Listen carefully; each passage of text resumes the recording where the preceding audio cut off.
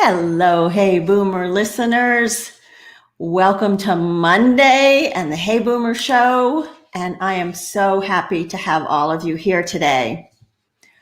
Over the past several months, we've talked about dementia a couple of times.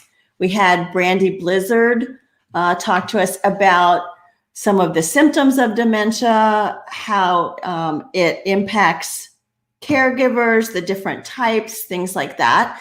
Then we had Kay Coughlin, who joined us, and she talked about the impact of dementia on the caregiver and how she has come up with techniques and tools and tips to help you appreciate the journey and grow from the journey.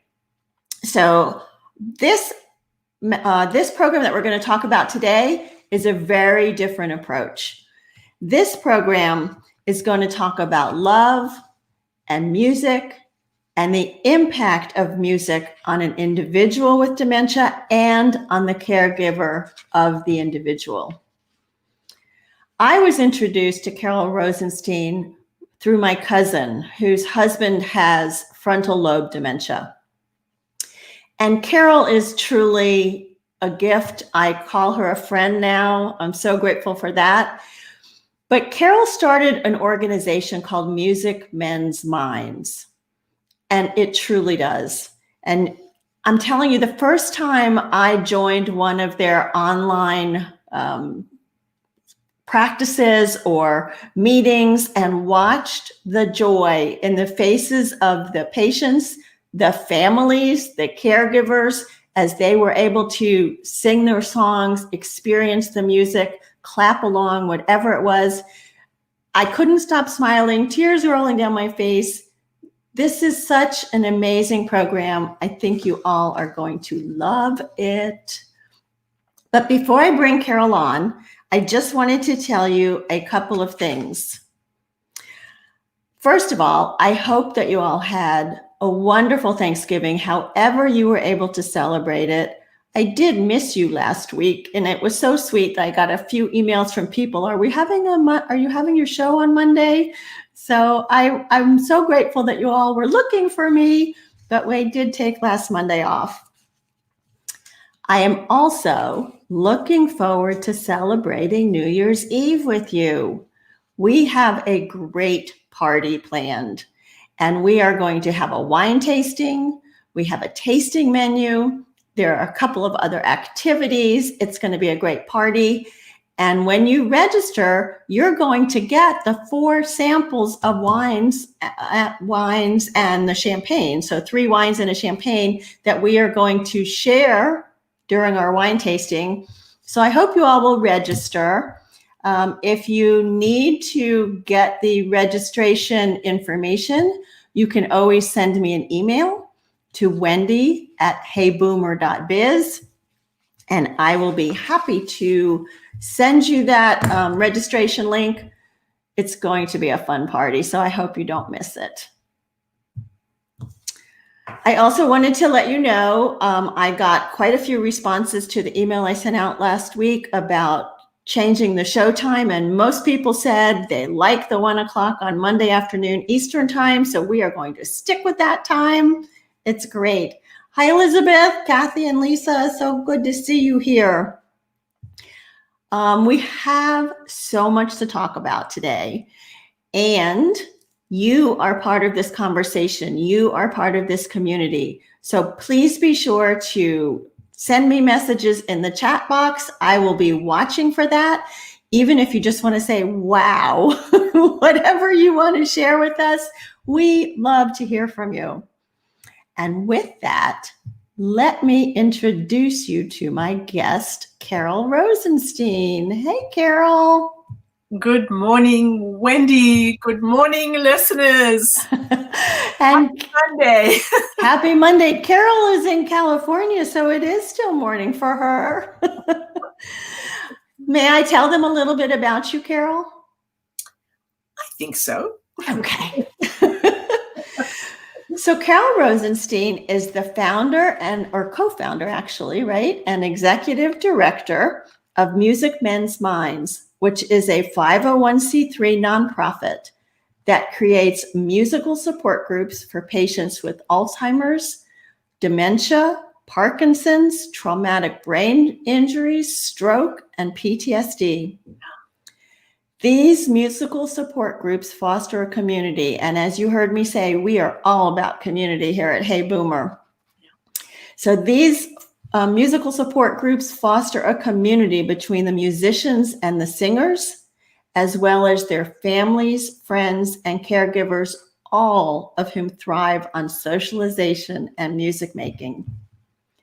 Carol was born and raised in South Africa, and she moved to the US at the age of 16, pursuing a chiropractic license with both her mother and her father, and became the only trio, mom, dad, and daughter, to graduate in the same class. That must have been fun. And then Carol's work evolved to include mind-body medicine, where she attained her master's in clinical psychology to help her further delve into alternative and complementary medicine. She met her husband, Irwin, in 1985, and Irwin was diagnosed with Parkinson's disease in 2006, which later led to the dementia, which also later led to Music Mends Minds. And I am grateful that you are here today, Carol, and I am going to let you tell the rest of the story. Thank you, Wendy. So if you would start from the beginning and start with the love story. How did you meet Irwin? Before I venture onto this journey with you all, I want to do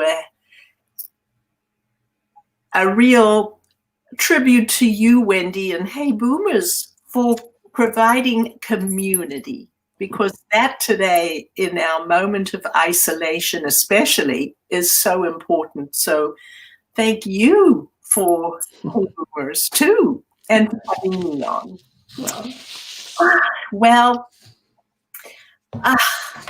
It's a long and beautiful story. It turned into a musical one. I was really wedded to my profession, mind-body medicine, and somebody dared me and said, really, you need a relationship. And I was gun shy. And so they dared me. And I put an ad in our Jewish journal, which back then was a throwaway newspaper. And I advertised for a husband. It was just that simple. I got over 90 responses, and the selection process was a very happy one. I ended up with the 90 callers, and I put my phone number, which they didn't allow after that last edition. But I got over 90 calls. I spoke with everyone and narrowed the field down to 3 and then to 1. And that's how I found my Prince Charming, Irwin Rosenstein. That's a lot of work, going through 90 calls, my goodness. But it turned out that he was your Prince Charming, and you had a wonderful life. Tell me a little bit about practicing chiropractic in Southern California, and tell me a little bit about what Irwin was doing during those years. Irwin was a practicing attorney, and I had a very large practice called the Holistic Health Institute. I was one of the very first chiropractors ever to have a full collection of professionals, to include MDs, DOs, psychologists, even a podiatrist as a one-stop shop. And I became a lecturer of clinical nutrition in our community.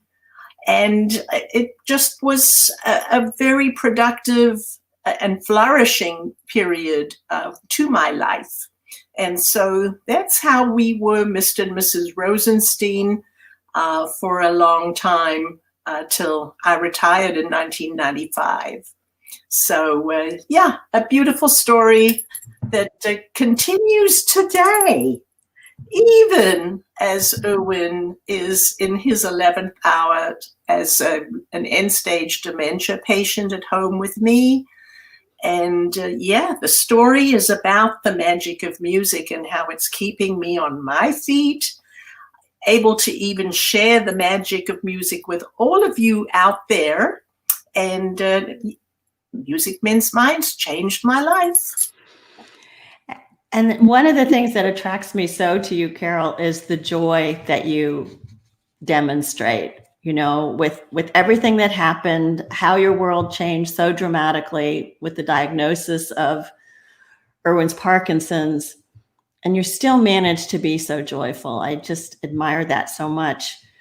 So when he was diagnosed, 2006, right? Yes. How did things start to change for you? Well, firstly, to make a Parkinson diagnosis is a difficult one because there's really no lab test to say positive or negative.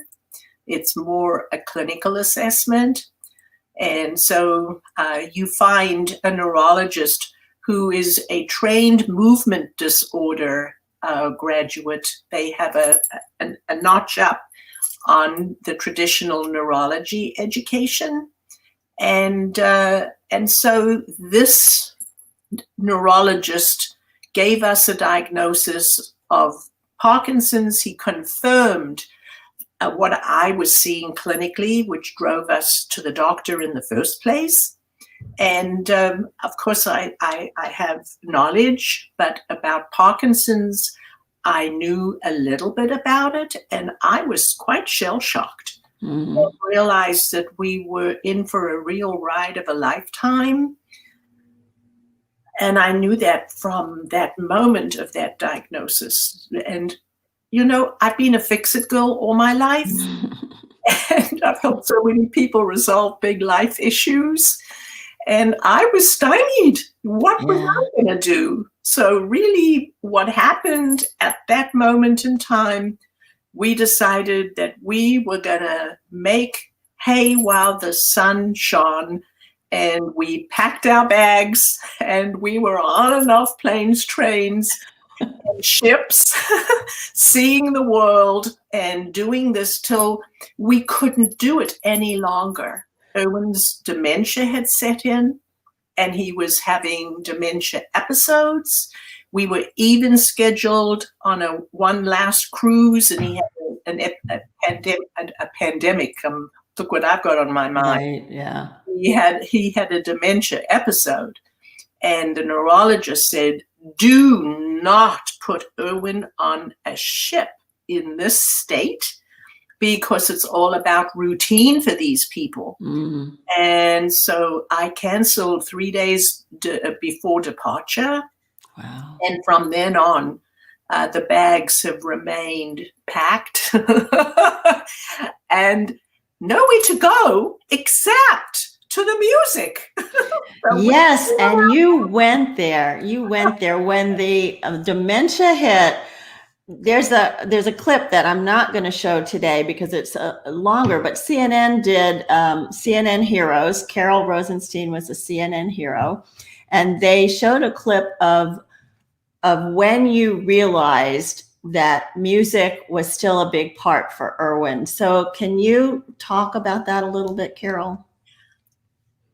I certainly can. And this was such a pivotal moment in my life, which turned out to be a pivotal moment in your life, which I share with you.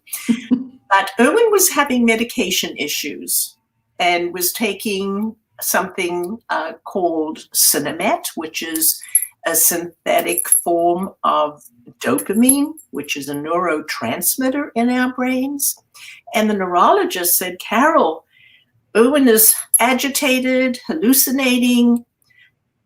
It's an overdose of medication. He's been on this for so many years that the brain is reacting negatively. Let's down the dose. Wow. That was like pulling a rug out from under Erwin because he needed that specific neurotransmitter to keep firing his system. So we, of course, immediately dropped the dose. And then I was seeing something so strange.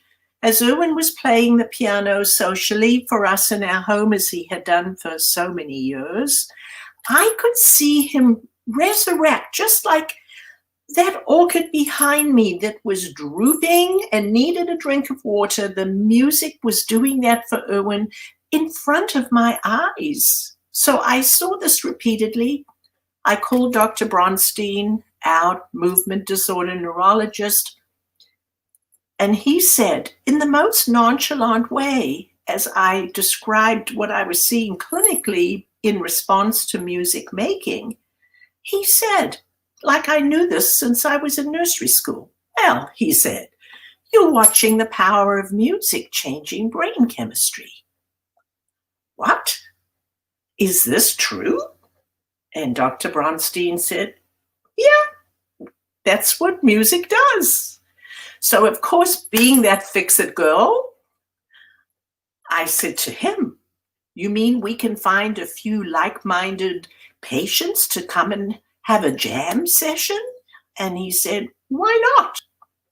Fast forward several months, and we called for a launch. 30 people showed up.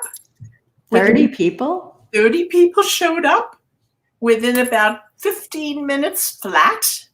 4 of these 30 souls moved towards a beautiful Steinway piano that we were in a music studio in a local private college. And there was a drum kit next to this piano. Erwin grabbed a saxophone from the collection of instruments on the wall for the kids to grab during music class. And our 4th person opened up his jacket and pulled out a harmonica. And the 4 of them bonded musically within minutes in front of our eyes. And they became our 5th dementia flagship band. 5th dementia.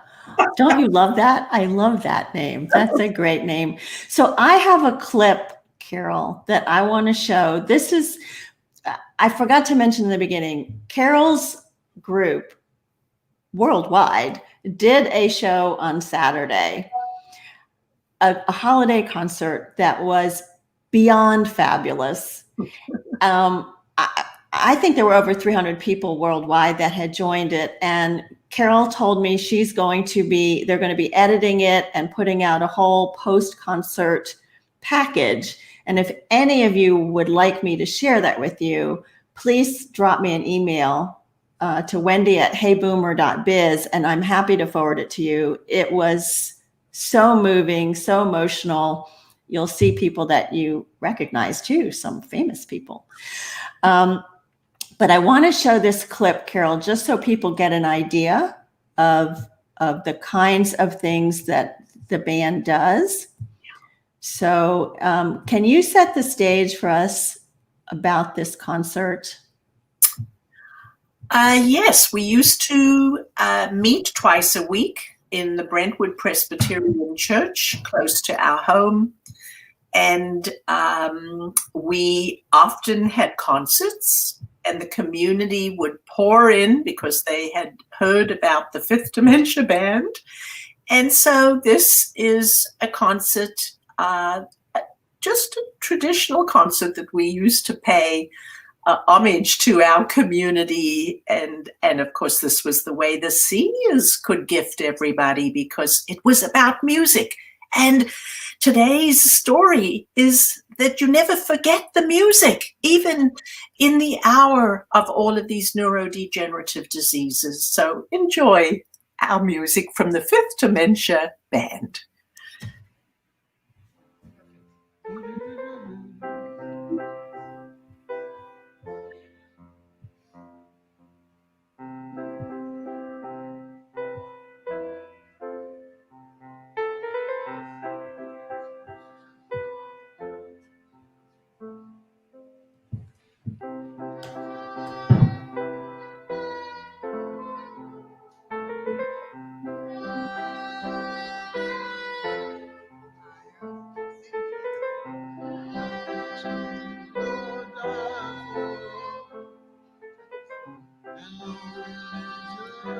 It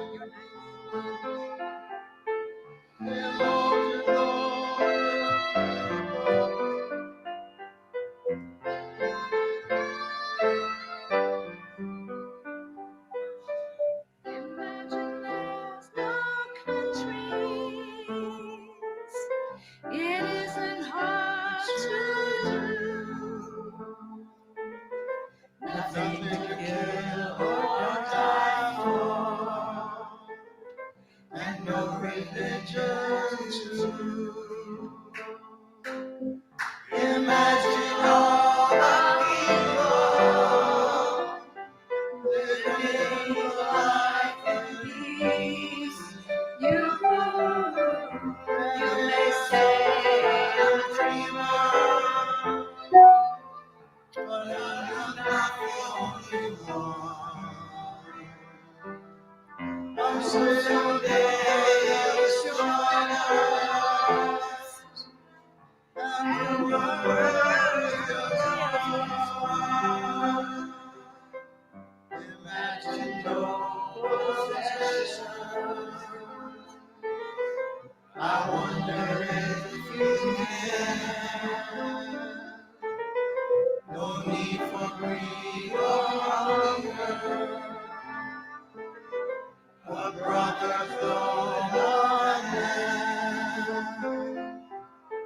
Imagine all the people sharing all the world.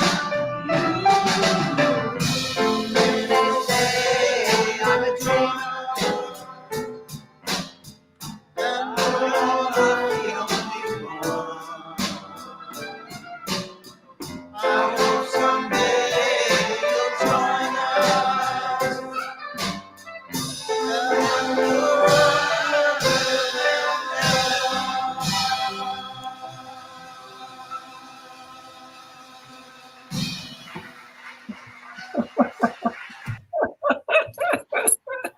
Oh my goodness. Oh my goodness, Carol. If people aren't, I mean, grinning ear to ear when you realize every single one of those performers has some form of a brain impairment, right? Tears going down her faces now. It's like, thank you. And there on the keyboards in the front was Erwin. We got a quick little glimpse of him. Oh, so thank you for that. Okay. So you were doing these live concerts, right? And you were, and part of what we do is you bring these out to other communities, but then the pandemic hit. Right. Talk about how you've pivoted during that time. Well, remember, I said I was a fix-it girl. Fix-it girl. Fix again. And so we were scheduled to start our very first rehearsal that coming Monday in the Mormon Temple Visitor Center in LA, a magnificent facility, and Golden Network TV for Seniors had contracted with us that they were going to come and film us, edit us, and stream us on Roku globally. And we went for our pre-rehearsal technical reason to check all of our new equipment on the Saturday. And we showed up to the visitor center at the Mormon Temple, and there was a sign that said, "Sorry, all gone home due to the pandemic." Well, I just stood at that glass door that was locked. And I mean, they left town in such a hurry that they didn't even call me. So we had to improvise as to what our next step was going to be. Fortuitously, Music Men's Minds had just hired a music therapy business that was going to give us our first music therapist who we were bringing on staff.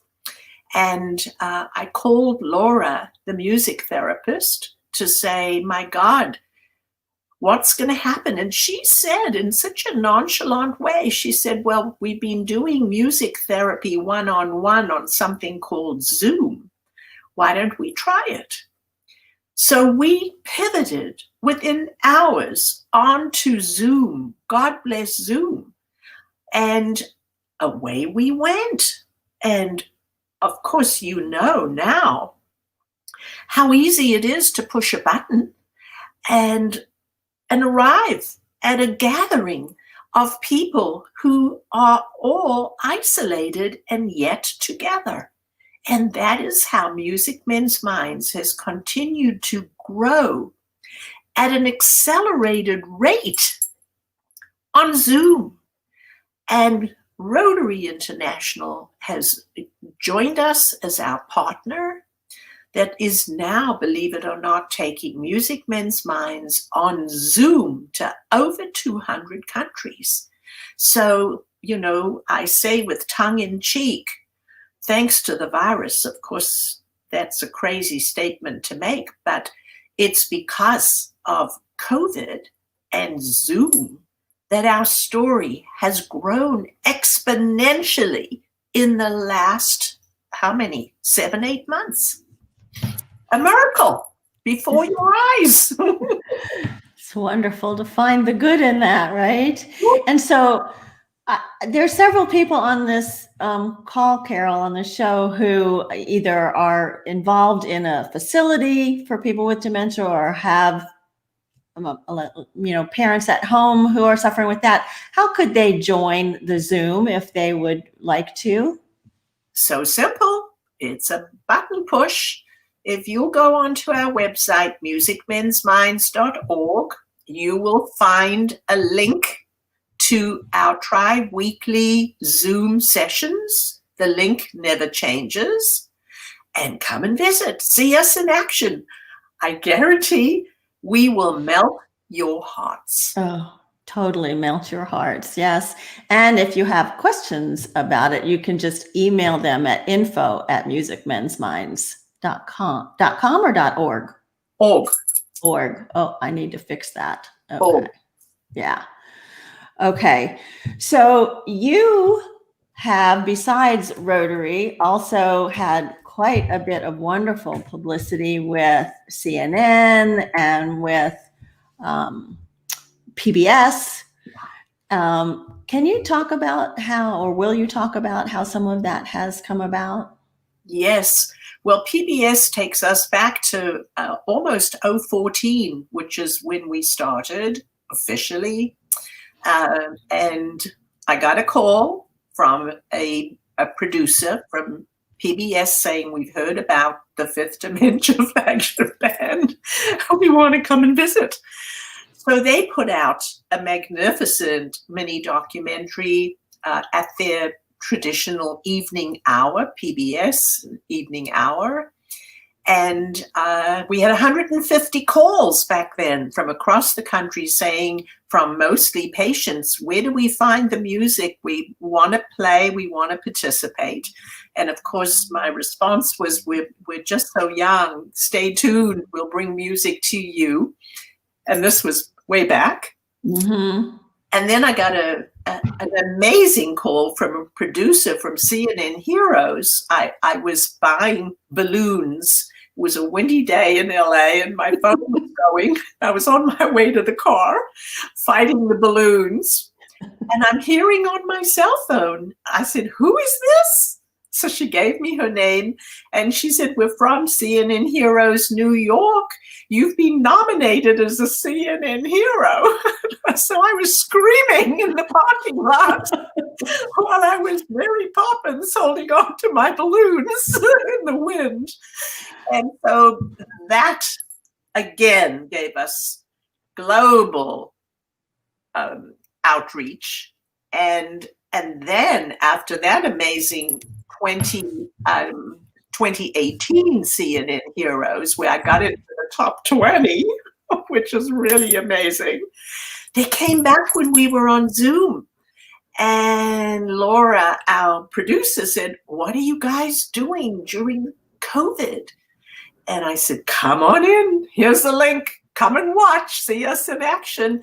And so they came back with all of their paraphernalia, of course, all remote now on Zoom, to film another Zoom session. And so we now have a 2018 CNN Heroes clip and a 2020 CNN Heroes clip. Okay, great. Carol, you're amazing. So now let's get into a little bit of the science, because I know you've learned a lot since you've been going through this. Will you please help us understand how music affects the brain of a patient with some kind of cognitive disability? Well, let me just give you a smattering of what I've learned along the way. I'm no researcher, but understand the dynamic. So I think the very first important fact to grasp is that during the decline of a brain in the midst of one of these neurodegenerative diseases, Alzheimer's, dementia, Parkinson's, even include traumatic brain injury and stroke and PTSD, while cells are dying and people are losing their identities, wait for it. There are music storage cells in our brains that are scattered around the brain. It's not only one center. And the music storage cells never die. They are in tip-top shape till the end of the continuum. And so by tapping into those healthy music retention cells, we can at any time change language from traditional connection through speaking to singing, because that language facility remains intact. And this is the miracle of the platform upon which Music Mends Minds operates. So that's the most important thing. Then what I was shocked to learn is that playing a musical instrument is the equivalent of a full body workout after an hour of sweating in the gym, so that you are working your physical body. The mere fact of the intricacy of reading music, fingering harmonics in the ears, pedals, whatever, that high demand neurological happening creates a Christmas tree of excitement in the brain. And so consequently, the music is exercise for the brain, and wait for it, at the same time, it triggers chemical changes. And those chemicals are called neurotransmitters. And these neurotransmitters are critical to keep one walking, talking, and thinking on a frequency that is chemical controlled. And we have access through music to that pharmacy in our brains just by singing or playing music, even if you're just clapping, tapping, whistling. Of course, the most dynamic activity is playing a musical instrument, but all of that music engagement is firing neurotransmitters so that the chemicals are being pumped naturally. They are natural chemicals, not anything by mouth, but these are chemicals that have no side effects. Except joy. Except pure joy.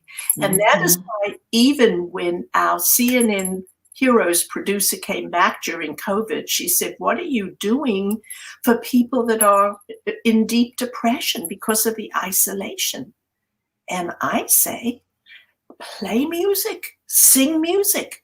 Come and have fun safely on our Zoom platform, where you will see 30 or 40 seniors rock up every Monday, Wednesday, Friday at Pacific time, 1 p.m. And you will see they're heavy if they're bringing in problems of the day.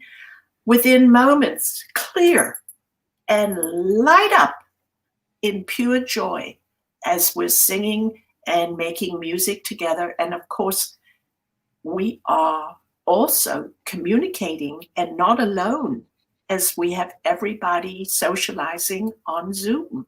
So we are a living miracle.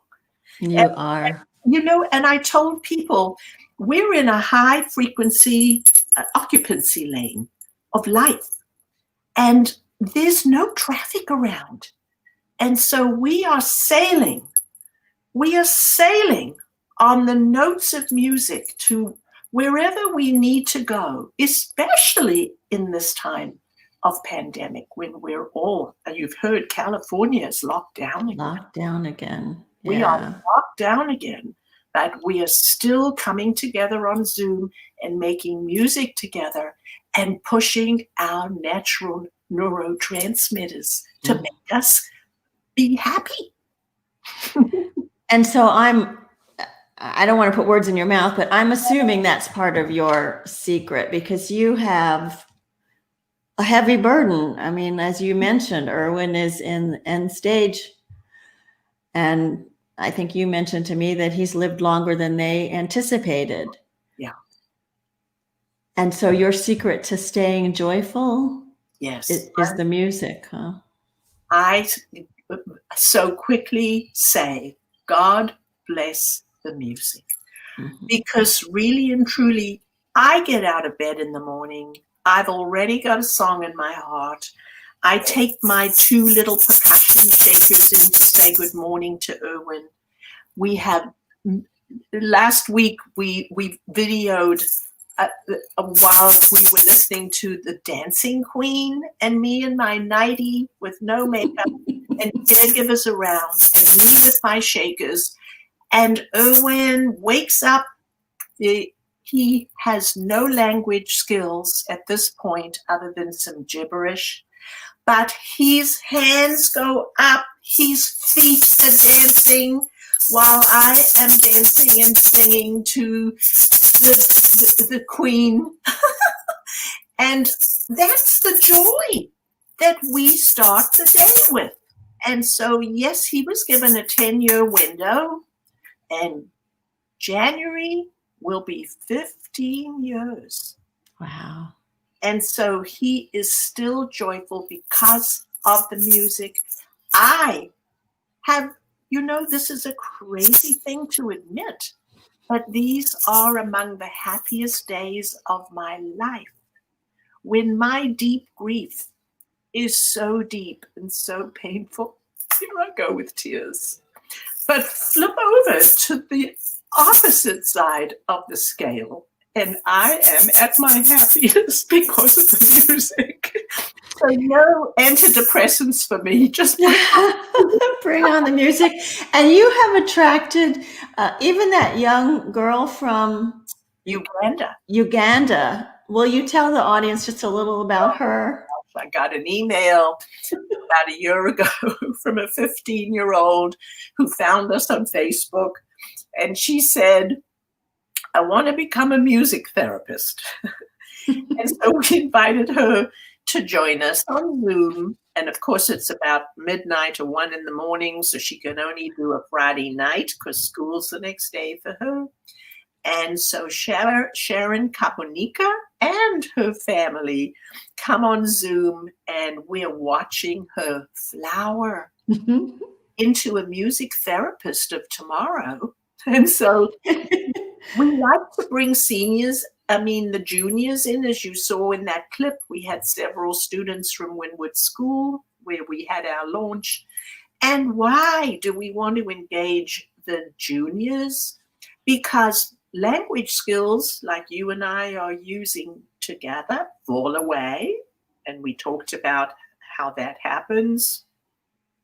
But music is a language that the little ones can use with parents or grandparents till they cross over. So we're teaching the juniors the importance of music as well. It's such a gift. We have had so many beautiful comments, Carol, from all of this. My mother was telling me a story about how she would go and volunteer in the Alzheimer's facility where she lives. And she also ran an Alzheimer's support group, but they would sing some of the older songs of the 40s and 50s. Yes. And it would bring people back to the memories of them. And then they could recount stories of like where they were, who they knew, or what they were doing during the time of those songs. So it is a wonderful gift. And often on the platform when somebody is singing a solo, and of course, we're dealing with the technical issues where you can't have more than one open mic at a time because of lag. So when our seniors raise their hand to say they're going to find the confidence to sing a little solo, and everybody is singing along as they are muted, suddenly you'll see somebody burst into tears, and we go back to them to say, share with us. And it's always about a memory of yesteryear, that the music is transporting them back to that moment in time, because that memory is indelible because of the music. Carol, I always like to ask my guests.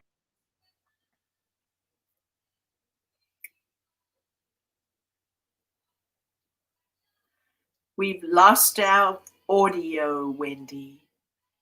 We've lost our audio. Do you still hear me? I hear you now. Okay. But so I didn't hear the end of your question. What was your question before you moved to me?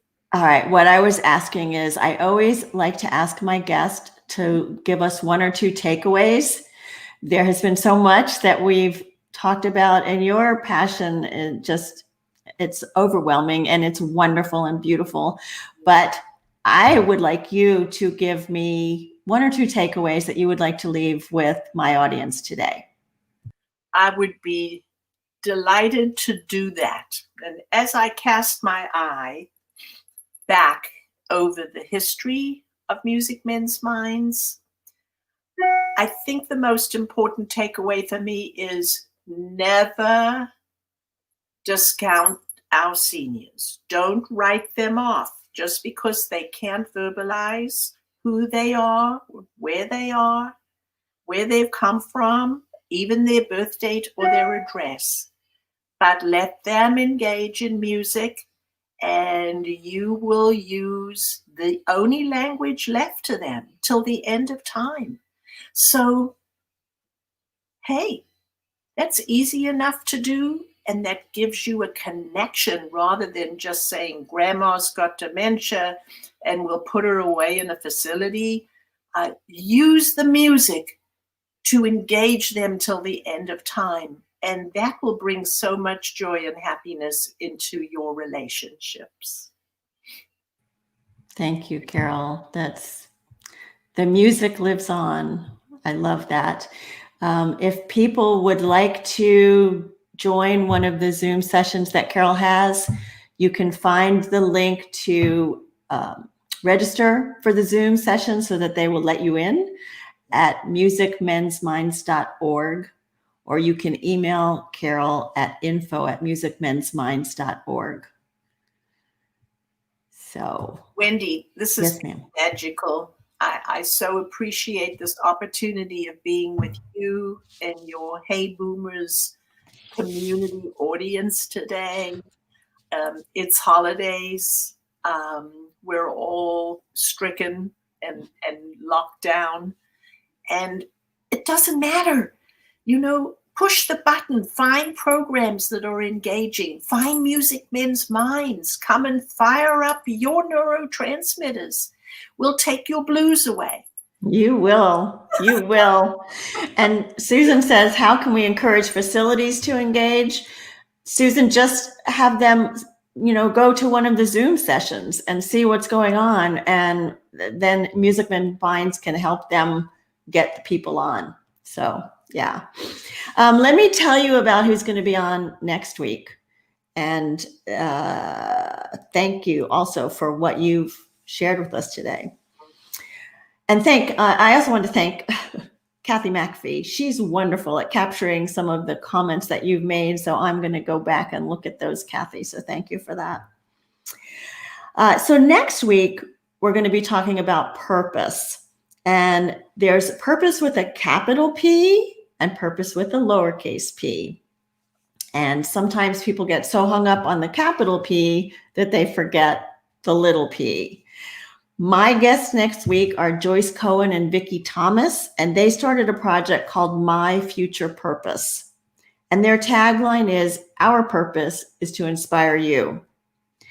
When they began My Future Purpose, they began it with the intention of doing workshops and going to one-on-one meetings and talking to conferences and things like that. And with COVID, they've had to pivot, as we all have. And so they now have a Wednesday show called Pause for Purpose. I was their guest last week, and they are going to be my guest next week to talk about their program on purpose. I just want to remind you all to sign up for the New Year's party that is going to be on New Year's Eve, obviously, and it will be from 8 to 9:30 Eastern time. So it's going to be so much fun. I'm really excited about that. And I always like to end with a quote from C.S. Lewis that really ties into something that you said, Carol. And C.S. Lewis reminds us that we are never too old to set another goal or to dream a new dream. Amen. So join me next week. Let's keep dreaming. Let's keep building community. Come together. And God bless you all. Thank you so much, Carol. I am so grateful for all of you. Thank you, everybody. Thank you, Wendy. Happy New Year, everyone. Come sing with us. Yeah, for sure. My name is Wendy Green, and this has been Hey Boomer.